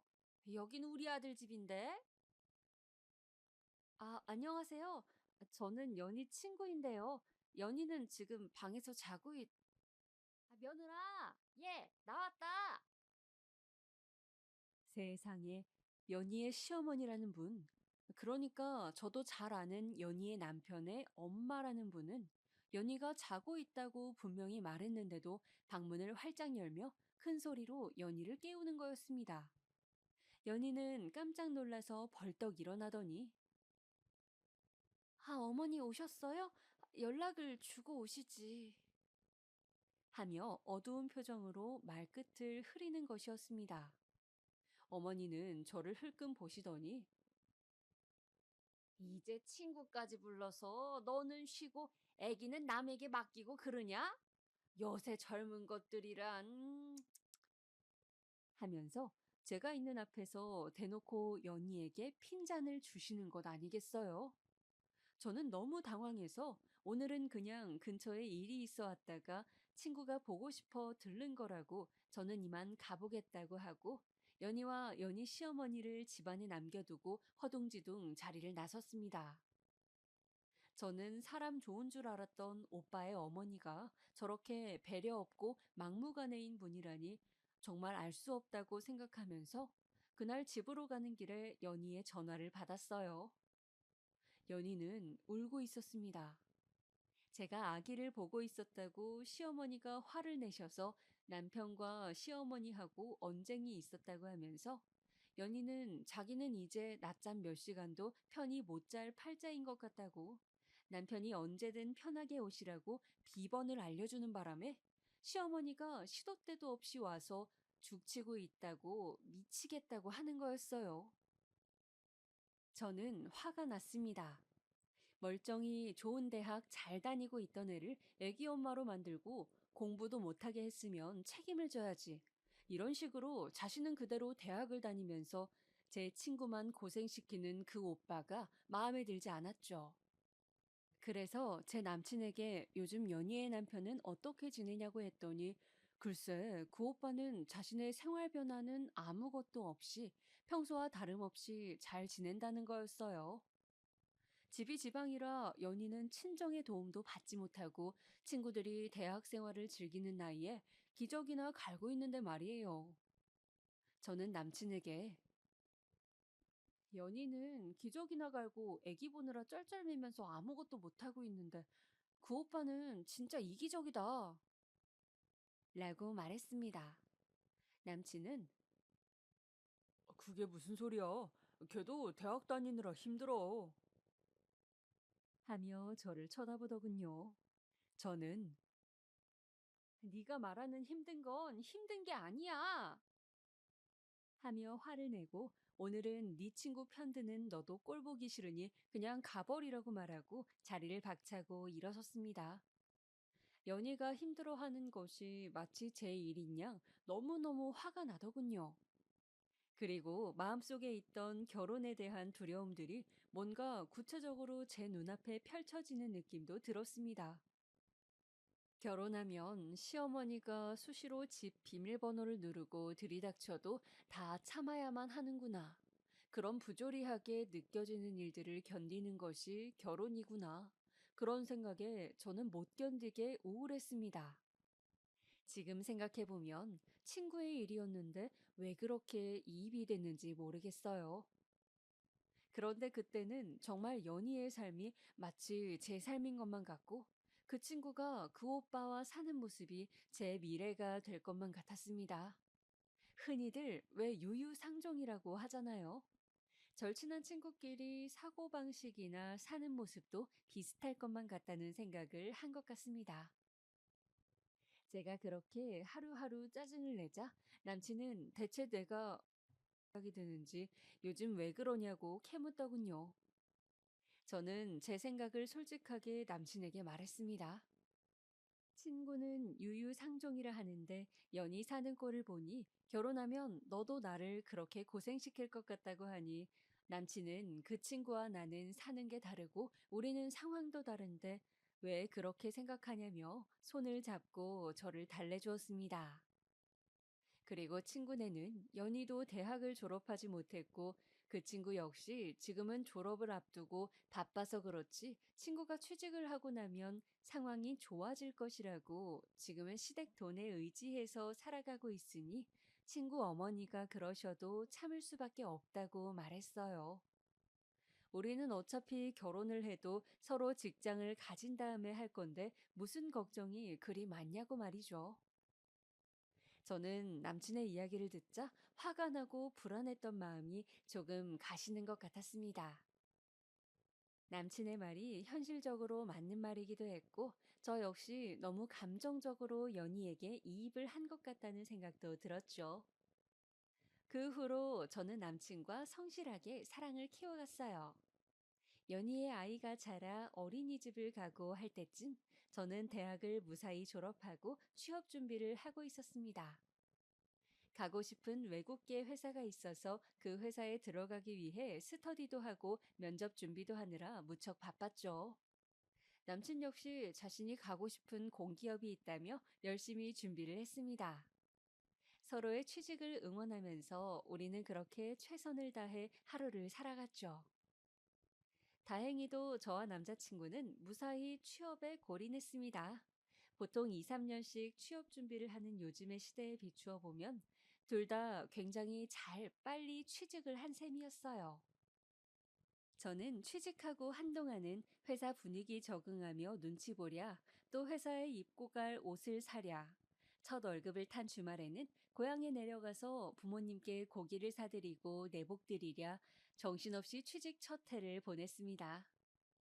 연희에게도 연희가 대학 다닐 때 좋아했던 마카롱을 잔뜩 사들고 애기도 볼 겸 놀러를 갔어요. 그런데 제가 바빴던 1, 2년 사이 연희의 얼굴은 많이 수척해져 있었습니다. 어디가 안 좋은 건지 살도 많이 빠지고 뭔가 기운도 없어 보였습니다. 제가 좋아하던 항상 밝고 긍정적이던 연희의 모습이 아니었어요. 저는 마카롱을 먹다가 연희에게 물었습니다. 연희야, 요새 무슨 일 있어? 어? 아니야. 일은 무슨. 애 키우느라 힘들어서 그러지. 혹시 무슨 일 있으면 나한테는 이야기해도 돼. 누구한테도 말 안 할게. 마음에 걱정이 있으면 얼굴이 어두워 보이잖아. 너 지금 얼굴이 너무 안 좋은 것 같아, 연희야. 그게, 저기, 남편이, 남편이 여자가 있는 것 같아. 뭐라고? 그게 무슨 소리야? 그렇게 연희는 저에게 남편이 여자가 있는 것 같다고 채팅창을 우연히 보게 되었는데 그 여자랑 반말로 오늘 언제 올 거냐는 둥, 보고 싶다는 둥 그런 말들을 주고받고 있었고 혼자 몰래 알아보니 구체적인 증거가 없으면 바람핀다는 심증이 있어도 인정받기 힘들다고 해서 지금 어떻게 해야 할지 혼란스러운 상태라고 했습니다. 저는 일단은 좀 더 지켜보라고 혹시 모르니 계속 찜찜한 마음이 들거든 증거를 수집해야 된다고 말했죠. 그리고 뭔가 확실한 것이 잡혔을 때 결판을 내야 한다고요. 저는 연희의 손을 꼭 잡고 무슨 일이 있고 혼자 하기 힘들면 나한테 꼭 이야기하라고 했습니다. 힘든 걸 혼자 견디지 말고 이럴 때 친구를 써먹으라고 말이죠. 힘들어하는 연희와 달리 남친과 저의 사이는 좋았습니다. 새로운 직장에서 서로 즐겁게 지내고 있었고, 일주일에 한두 번 만나 맛있는 음식을 먹으며 한 주간의 일들을 이야기하기도 하고, 몰아서 하루 종일 데이트를 하기도 했어요. 월급을 받게 되니 가고 싶은 맛집도 돈의 구애를 덜 받고 먹으러 갈 수 있어 그것 또한 즐거웠습니다. 하루는 동네에 맛있는 족발집이 있다고 해서 족발을 먹으러 갔습니다. 남친이 소주를 시켜서 저도 못 먹는 술이지만 그날따라 한 잔 마시고 싶어서 같이 마시다 보니 머리가 깨질 듯이 아프더군요. 제가 머리가 아파서 몸을 못 가누자 그는 걱정을 하면서 잠시 쉬고 가자고 하더군요. 그렇게 저희는 근처 모텔에 들어가게 되었습니다. 아무래도 사귄 지 오래되었기 때문에 저는 그와 그렇게 한 번씩 모텔에 가기도 하는 사이였는데 그렇게 밤을 보내고 다음 날은 같이 콩나물 해장국을 먹으러 갔습니다. 그런데 족발을 먹은 지 얼마쯤 지났을 때 갑자기 속이 답답하고 머리가 어지러운 것을 느꼈습니다. 어쩐지 몸이 처지는 것 같기도 하고 기운도 없고요. 그러고 보니 이번 달 생리를 건너뛰었다는 게 번뜩 생각이 나더군요. 등에서 식은땀이 흘렀습니다. 깜짝 놀라서 근처 약국으로 뛰어가 임신 테스트기를 해보니 아니나 다를까 도줄이었습니다. 저는 어떻게 해야 할지 갈팡질팡 하다가 일단 근처 산부인과로 달려갔어요. 초음파를 해보니 임신 6주더군요. 초기라서 조심해야 한다고 했습니다. 저는 그 길로 당시 남자친구에게 전화를 해서 임신 소식을 말했고 그 사람은 아기를 떠나보낼 수는 없다고 하면서 저에게 청혼을 했습니다. 그렇게 우리는 흔히들 말하는 속도 위반으로 결혼을 하게 되었습니다. 비록 임신해서 하는 결혼이었지만 저는 일생에 한 번뿐인 결혼인데 제가 생각하는 느낌의 결혼식을 하고 싶어 열심히 알아봤습니다. 저는 5월의 신부가 되고 싶었어요. 그리고 가든 파티 느낌이 나는 결혼을 하고 싶었죠. 그러기 위해서는 야외 식장이 필요했습니다. 생화도 아주 많이 필요했고, 정원이 있는 결혼식장을 찾아야 했고, 혹시 결혼식장이 아니라 장소를 대여한다면 야외 출장 뷔페도 알아봐야 했죠. 혼자 품을 팔다가 도저히 안 돼서 웨딩 플래너와 열심히 상담하며 식장도 잡고 웨딩 촬영도 하면서 특별한 결혼식이 될 수 있도록 애썼죠. 양쪽 직장 동료들과 친구들, 그리고 가족들 축복을 받으며 결혼했고, 동양의 하와이라고 불리는 일본 오키나와로 신혼여행도 다녀왔습니다. 오키나와는 미군 주둔지여서 스테이크가 유명했는데, 아직도 거기 가서 남친에서 남편이 된 것을 축하하면서 둘이서 남편은 맥주에 스테이크를, 저는 주스와 스테이크를 먹었던 것이 눈에 아른거릴 만큼 저에게는 행복한 기억입니다. 날씨도 좋았고 분위기도 좋았고 모든 것이 행복했어요. 해변에서 수영을 하는데 그 순간 얼마나 행복한지. 이 사람과 살면서 항상 이런 기분으로 살 수 있다면 정말 좋겠다. 그런 생각도 들었습니다. 오키나와에 가서 또 기억에 남았던 것은 무슨 전망대를 갔던 기억이었어요. 꼭대기 탑에는 종이 있었고 그 종을 울리면 소원을 들어준다는 곳이었는데 그곳에 가서 저는 저의 결혼 생활의 행복과 그리고 연희의 행복을 빌었습니다. 결혼을 하면서 저는 사실 마음 깊은 곳에는 나도 연희처럼 살면 어쩌지? 라는 두려움이 있었습니다. 연희 남편이 그렇게 연희를 고생시키는 것만큼 제 남편 역시 친한 친구이기 때문에 그럴 수 있다는 두려움이 여전히 있었거든요. 그러나 저의 그런 걱정을 비웃기라도 하듯 남편은 신혼여행 내내 저에게 잘해주었습니다. 제가 좋아한다고 했던 열대과일을 호텔로 잔뜩 사다 놓기도 하고 또 제가 사고 싶어 했던 수영복 브랜드를 아울렛에서 세일하는 걸 봤다며 수영복을 사주기도 했죠. 그렇게 일주일의 꿈 같은 신혼여행을 마치고 우리는 새로 마련한 신혼집 아파트로 향했습니다. 신혼집을 얻을 때 사실 우리 부부는 고민이 많았어요. 둘 다 사회 초년생이어서 큰 돈이 없었고 그래도 빌라보다는 아파트로 가고 싶은 욕심도 있었기 때문이었죠. 다행히 둘 다 신용도도 좋고 직장도 나쁘지 않아서 대출을 받고 그렇게 20평대 아파트 전세를 얻을 수 있었습니다. 저는 당시 인테리어에 관심이 많았기 때문에 북유럽풍으로 집을 꾸미고 싶었어요. 그래서 벽지를 모두 화이트로 바꾸고 푸른색의 큰 식물을 놓고 소파나 의자의 톤은 밝은 베이지 톤으로 통일했죠. 화장대에는 동그란 모양의 조명도 직접 사서 달아놓고 바닥에는 비싼 돈을 주고 산 러그를 깔았습니다. 사계절 쓸 수 있는 그 러그는 인디언 핑크색이었는데 아주 세련되고 예쁜 색이라고 생각했어요. 그리고 꼭 사고 싶었던 스타일러도 장만했습니다. 침대도 큰 맘을 먹고 제가 꼭 사고 싶었던 에이스 침대를 장만했어요. 매트리스 값이 비쌌지만 잠만큼은 편하게 푹 자고 싶었기 때문이죠. 공항에서 집으로 돌아가면서 저는 둘이서 새로 시작할 그 집에서의 생활이 잔뜩 기대가 되었습니다. 아무래도 신경 써서 꾸민 만큼 집에 대한 애정이 컸던 것 같아요. 그런데 그렇게 기대에 부풀어서 집에 도착한 우리에게 기다리고 있는 광경은 정말 상상 이상이었습니다. 아파트 현관에 도착해서 저는 비밀번호를 누르려고 했어요. 그런데 실수로 예전 자취방 비밀번호를 눌러 그만 삐삐 소리가 나고 도어락이 잠깐 버벅거렸습니다.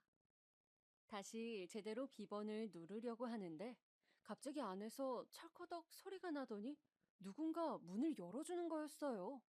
바로 시어머니였습니다.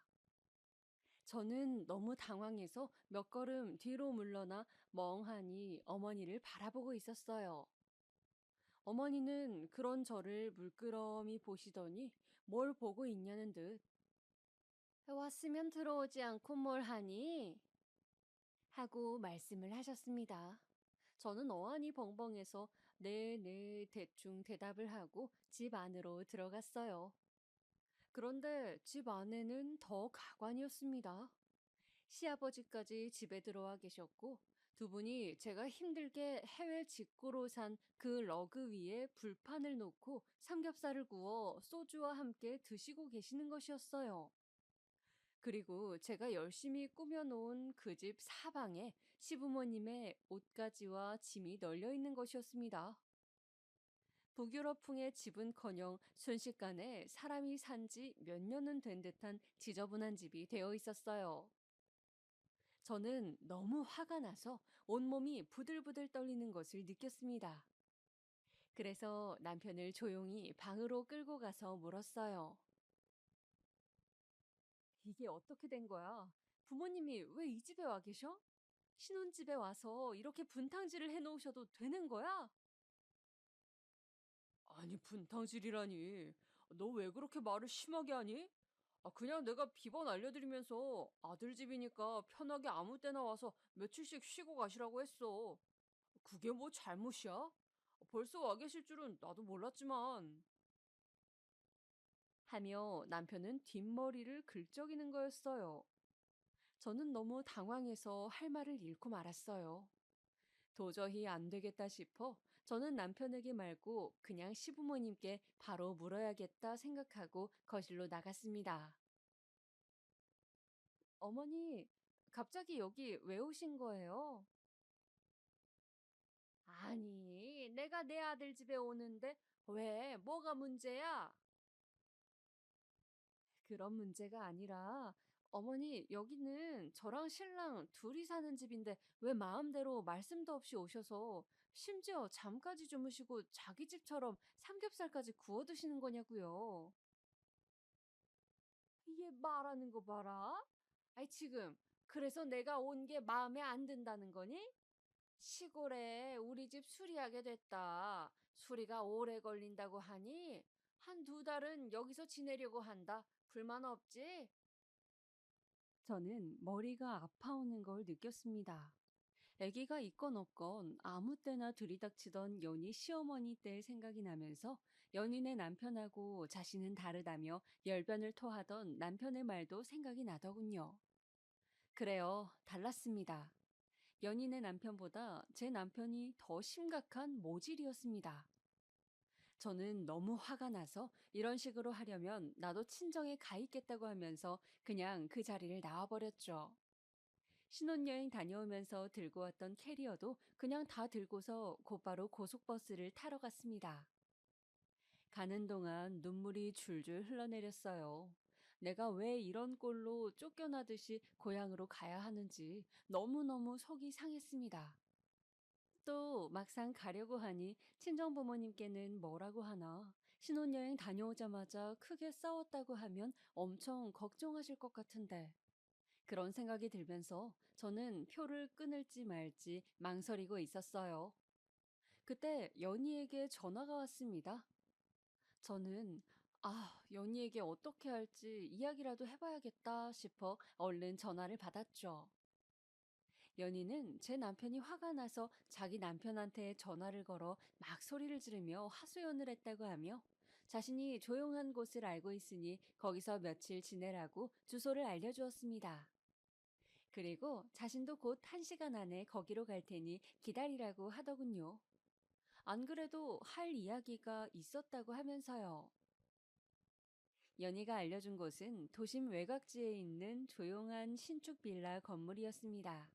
저는 이런 곳을 연희가 어떻게 알았으며 내가 여기 있어도 되는 곳인지 걱정도 되고 궁금하기도 했어요.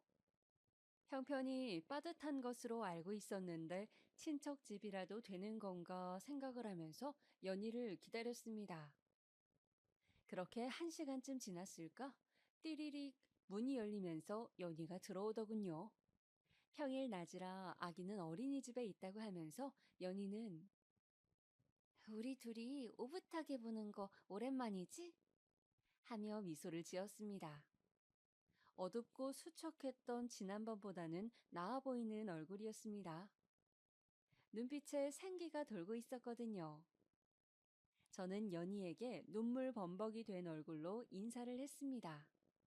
연희는 그런 제 모습이 짠해 보였던지 제 등을 토닥여주면서 오늘 아주 할 이야기가 많다고 했어요. 자신도 많이 고민했지만 그래도 할 말을 해야겠다고 하면서 저에게 마음 단단히 먹고 자신의 이야기를 들으라고 하더군요. 그리고 연희는 경악할 만한 이야기를 시작했습니다. 연희의 남편과 제 남편의 진짜 민낯에 대한 충격적인 이야기였습니다. 연주야, 나 있잖아. 진짜 오래 고민했어. 아기를 가진 너에게 너무 힘든 이야기가 될 것 같아서 이 말을 해야 하나 정말 고민을 많이 했단다. 그런데 너라도 나처럼은 살지 말아야 한다는 그런 생각이 들더라. 이 말을 듣고 네가 나와 같은 선택을 하든 그렇지 않든 나는 상관없어. 네가 네 남편을 택하고 나와 안 보고 살겠다고 해도 괜찮아. 그래도 너도 진실을 알고 선택하는 것이 나는 중요하다고 생각하니까. 대체 무슨 일이길래 이렇게 말이 길어? 사람 불안하게. 얼른 이야기해봐. 너 저번에 내가 너한테 남편이 여자가 있는 것 같다고 말한 거 기억나지? 그게 사실이었어. 네가 그때 나한테 증거를 잡으라고 말했잖아? 그래서 내가 뒤도 밟아보고 몰래 핸드폰도 열어보면서 그렇게 증거를 더 수집했는데 글쎄 네 남편하고 내 남편이 둘이 아직도 총각 행세를 하고 다니면서 같이 여자들을 만나고 있더라고. 저는 순간 너무 충격을 받아서 머리가 아픈 것을 느꼈습니다. 뭔가 식은땀이 나는 것 같기도 했어요. 제 귀로 들었지만 지금 들은 이야기를 믿을 수가 없었습니다. 제 친구가 도대체 무슨 말을 하는 것일까요? 놀랐지. 이런 이야기를 하게 돼서 미안해. 그렇지만 이제 막 결혼식을 했는데 나는 넌 아직 늦지 않았다고 본다. 지금이 탈출할 마지막 기회야. 저 새끼들 진짜 악질들이야. 여자를 수시로 바꾸고 남자들끼리만 보는 적이 없고 둘이 어울려서 유흥업소도 다니고 노래방 도우미까지 부르고 난리도 아니더라고. 저는 갑자기 배가 땡겨오는 것 같았습니다. 아직 조심해야 할 시기라고 했는데 기분 탓인지 배가 쿡쿡 쑤시는 것 같았어요. 그리고 너네 어머니 오늘 들이닥치신 거 그거 남편이 아마도 그렇게 해도 된다고 한 걸 거야. 알고 보니까 그 새끼들이 신혼 초에 와이프 군기 잡는다시고 그런 짓을 한 번씩 해서 길을 확 꺾어야 한다는 등 그런 소리를 지들끼리 무슨 공식인 양 떠들고 다녔더라고. 하, 어이가 없었습니다. 저는 정말 제 남편이 그랬다는 게 믿기지가 않아 몇 번이고 네가 잘못 안 것은 아니냐고 물어봤습니다. 그러나 연희는 단호하게 말하더군요. 모든 사실을 나도 부정하고 싶었지만 걔들은 그런 저질 쓰레기들이 맞아. 그리고 그런 데 가서 여자랑 노는 거에 맛 끌린 애들은 결국 그거 못 고쳐. 사람 고쳐 쓰는 거 아니라는 말 너도 알지? 이 집 사실 내가 애기 키우면서 동네 카페도 나가고 소일거리 하며 재택 알바도 하면서 모은 돈으로 겨우 월세 얻은 내 오피스텔이야. 얼른 이혼하고 여기 나와서 아이랑 함께 평화롭게 지내고 싶어. 일단 나도 아직은 아무것도 모르는 척하고 있는 상태니까 이 집에 대해선 비밀로 하고 너도 당장 친정 가기도 못할 테고 생각 정리가 필요할 테니 며칠 지내면서 잘 한번 생각해봐. 앞으로 어떻게 할 건지, 어? 연희는 나에게 자신처럼 살지를 않길 바란다며 아닌 것은 초장에 싹을 잘라내는 게 맞는 것 같다고 재차 당부를 하곤 사라졌습니다.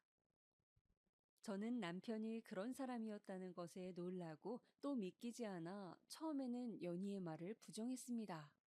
그런데 시간이 지날수록 아무리 부정하려 해봐도 이게 진실이라는 생각이 들더군요.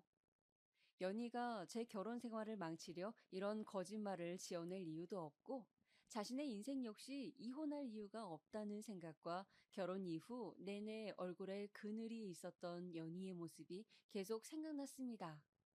나도 곧 연희처럼 그렇게 어두운 얼굴로 살게 될 것이 분명해 보였습니다. 연희의 말을 들은 날부터 하루에 몇 번씩 배가 땡기는 것이 느껴졌습니다. 저는 그 집에 일주일간 있으면서 이 일은 그대로 넘어갈 일은 아니라는 결론을 내렸어요. 도저히 그런 사람을 남편으로 앞으로 남은 수십 년을 믿고 지낼 수는 없었습니다. 마음을 굳힌 다음 집에 들어가기 전에 저는 배가 자꾸 땡기는 것이 이상해 병원을 들렀습니다. 그런데 병원에서 진료를 기다리는데 그날따라 대기가 너무 많아 1시간째 의자에 앉아 있었습니다. 핸드폰을 보면서 앞으로 이혼을 해야 하나, 별거부터 해야 하나, 혼자 아기를 낳으러 가면 어떨까, 여러 생각을 하며 지끈거리는 머리를 손으로 짚고 있는데 갑자기 뭔가가 종아리를 타고 흘러내리는 느낌이 들었습니다. 무심결에 뭔가 싶어 제 다리를 살펴보니 그것은 선명하다 못해 시커먼 핏덩어리였어요. 저는 너무 놀라서 비명을 질렀고 간호사가 달려와 저를 얼른 눕히더군요. 계속 배가 땡겼다고 하니 의사가 아기가 괜찮을지 모르겠다고 임신 초기에 하혈을 하는 것이 대부분 좋지 않은 징조라고 한숨을 쉬더군요. 아니나 다를까 초음파 결과를 보니 유산이었습니다. 남은 세포들을 긁어내는 시술을 해야 한다고 해서 저는 눈물을 흘리며 유산 후 처치를 받았죠. 준비 없이 생긴 아기였지만 그래도 아기를 만날 날을 기다리며 설레하던 날들이 있었는데 저는 온몸의 기운이 다 빠지는 것 같고 저에게 찾아온 이 시련과 고통의 시간이 언제쯤 끝날까 그런 생각을 하면서 집으로 가지 못하고 연희의 빌라로 다시 가서 며칠을 지냈습니다. 정말이지 눈물이 쉬지 않고 수도꼭지처럼 흘러내렸어요.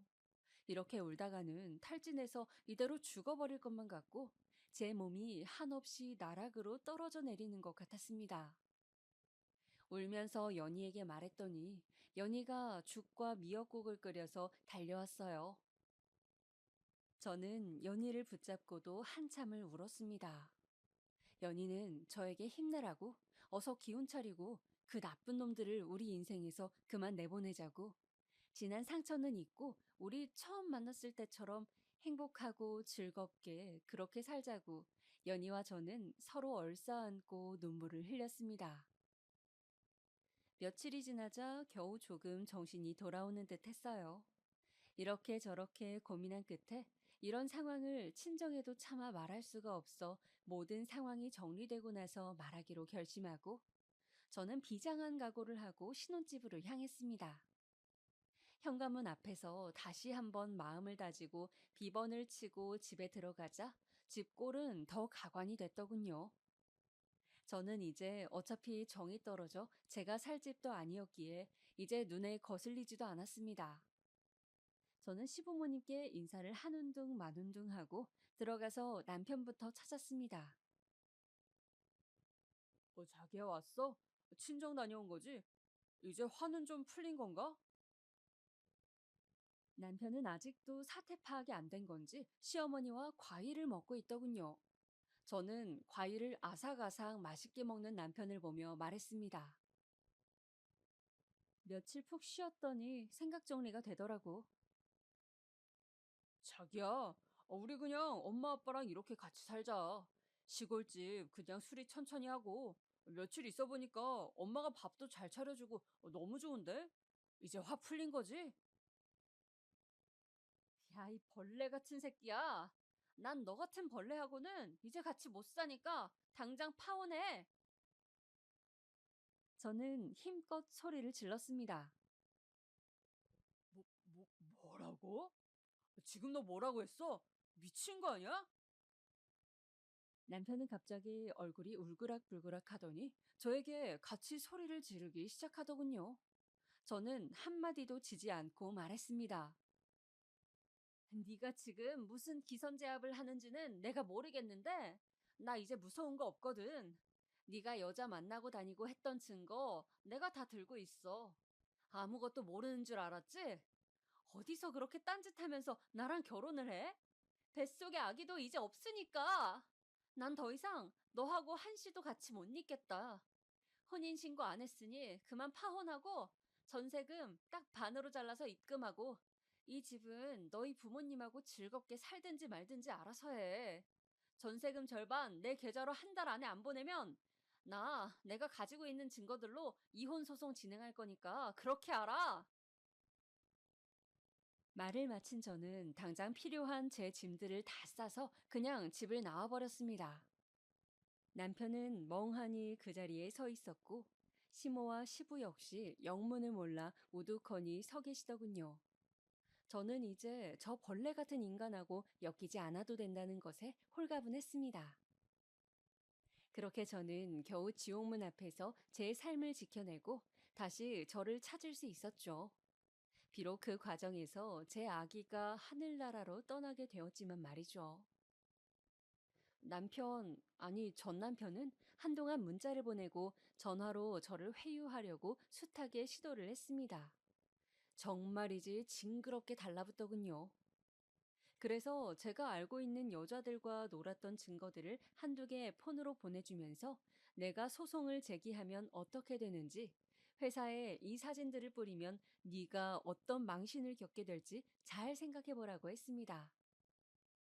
그리고 한 달 안에 전세금 보내지 않으면 말한 대로 진행하겠다고 재차 경고를 했죠. 아기를 잃은 일에 대해서는 우리 둘의 아기였기 때문에 정확하게 말해주었습니다. 네가 어떤 인간인지 알게 되고 나서 충격으로 하혈을 하고 유산을 해버렸다고. 남편은 그 말을 듣더니 할 말이 없는지 아무 말도 없이 전화를 끊더군요. 그리고 한 달이 다 되어가던 시점에 전세금의 절반을 제 계좌로 보내왔습니다. 그렇게 저는 혼인신고를 안 한 상태에서 결국 파혼을 하게 되었죠. 지금도 그때 일을 생각하면 마음이 쓰리고 아픕니다. 마치 상처가 낫지 않고 골마서 속에 그대로 있는 것 같은 느낌이죠. 저는 한동안 파혼 사실을 친정에도 말하지 못하고 끙끙 앓았습니다. 나중에 사실을 알게 된 친정에서는 어떻게 그런 큰일을 너 혼자 다 감당했냐고 하시며 가슴을 치시더군요. 그리고 앞으로는 좋은 일만 있을 거라고 정말 힘든 결정이었지만 현명하게 잘했다고 부모님은 제 결정을 응원해 주셨습니다. 제가 파혼한 때로부터 3번의 봄이 지난 지금, 저는 마음이 편안하고 행복합니다. 제 친구 연희도 우여곡절 끝에 아이를 데리고 결국 이혼을 했고, 저는 연희의 빌라와 가까운 곳에 집을 얻어 서로 의지하며 왕래하면서 지내고 있습니다. 연희는 대학을 마저 졸업했고, 그토록 하고 싶어 하던 자신의 꿈을 향해서 열심히 취업 준비 중입니다. 저는 연희를 보면서 어떤 상황에서도 굴하지 않고 진실을 받아들이고 자신을 지키려는 그녀의 용기가 제 삶까지 구해낸 것은 아닐까 그런 생각이 들었습니다. 아무리 외면하려고 해도 결국 진실은 어떻게든 밝혀지는 것이고 모른 척 덮어봤자 결국 더 큰 상처가 되어 돌아온다는 것을 뼈저리게 느꼈던 시간들이었습니다. 코로나로 극성인 요즘 제 이야기를 듣다가 더 울적해지신 것은 아닐지요? 저는 지금 오늘 여러분에게 진실을 받아들이고 이겨내려는 용기에 대해 말씀드리고 싶었습니다. 삶은 행복할 때보다 오히려 괴롭고 고통스러울 때가 많죠. 하지만 그런 시간들을 버티고 이겨내는 것은 우리 자신의 의지입니다. 여러분, 지금 삶이 힘들더라도 정신 바짝 차리시고 상황을 해결할 수 있는 지혜를 모색해 보시길 바랍니다. 저도 하루하루 더 열심히 살아가려고 합니다. 오늘 제 이야기 들어주셔서 감사합니다.